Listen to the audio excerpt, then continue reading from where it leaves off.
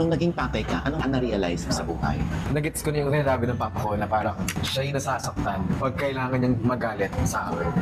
Ako ngayon may problema kasi nga, diba, unang-una, may baby boy na ako. Dahil sa baby boy ko, hindi mo na ako nabalik ng school. Like, my parents had babies when they were 24, 25. Ako naman, 20. Blessing and lesson at the same time. Yung pagkakaroon mo ng anak. Oo. Laking blessing talaga.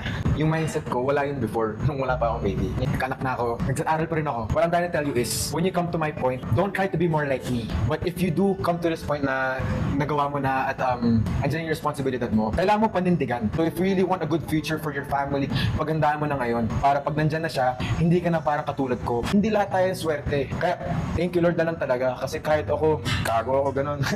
At least, diba, parang pinanindigan ko. Ang important is, you wanna be a good role model to your kids. So when you bring them into this world, at least matalino ka na, at least nakapag-aaral ka na. Para makita ko ng tao na, wow, successful ako.